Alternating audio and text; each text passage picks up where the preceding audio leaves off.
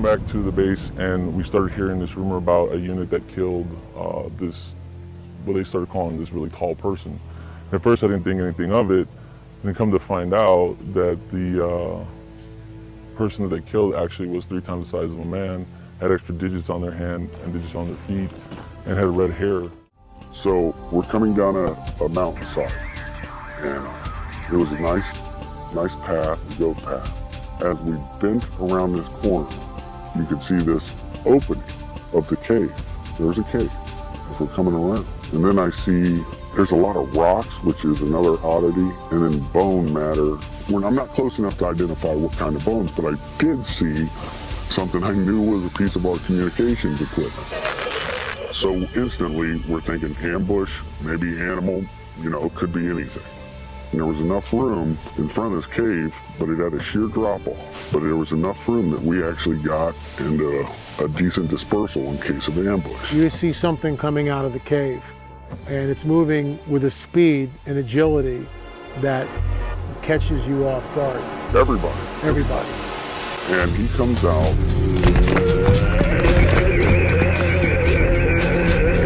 It was a man at least 12 to 15 feet in height.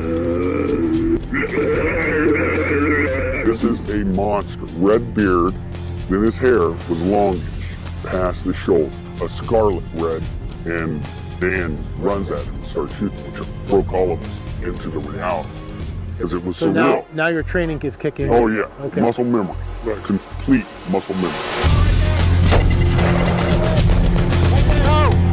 While Dan is moving at him, another bro of mine's laying down fire and I start firing. He skewers Dan. He's now got him on this pike. It went through him. He's still got him, and he's coming after more. We all just clicked in. I don't know what it was, but I remember we're all like, shoot him in the face, shoot him in the face. Dan was dead, okay? And Why is a good man, probably one of the best men I know, now dead. Before I'd left, they were already starting what they call a 9-line, which is a medevac request. They're sending out a medevac request, then all of a sudden it's not a medevac request. All of a sudden we had a helicopter show up because, like I told you, it was a large precipice and a sheer drop. So the helicopter just came up from the drop. They had dropped netting, which is like cargo netting. It's like squares. We were told we had to bundle him up.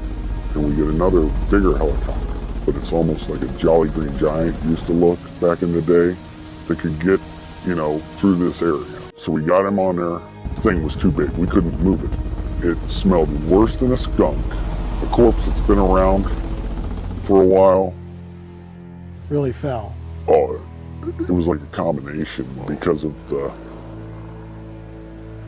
how do you put that, the persistence of a skunk smell, but once the helicopter came in, dropped its little hook, and off he goes. The communication was sent out that we had a very large, possible human creature. There you are in the hills of Afghanistan. How many troop members are you with? We had 6 on my crew. And when we say hills of Afghanistan, for us, we did not fly into the wilderness. We actually flew into a base. I guess this thing was transloaded out of the mountains by a CH-47. What I could see that it did have the 6 fingers. I remember taking my foot up and placing it up next to its foot, and it was extremely large. We estimated at about 12 feet, give or take. What I can tell you is the weight of the thing. Basically, it was approximately 1,500 pounds when it was getting on the aircraft. Now, if you take away the pallet weight and all the rigging that we had to hold this thing down, we figured it was around 1,100 pounds. Of course we're upset. That's a given, okay? We lost a very good guy. But add to that, you're discussing something that even in our after action report, they're saying rewrite it. And we had to rewrite it the way they wanted. How many fingers? 6 toes. 6 toes. And the nails were weird because if you see somebody that ever has a I don't know what it's called, but it's Like a fungus on fungus on their nails. How they get pointy and they're like gnarly.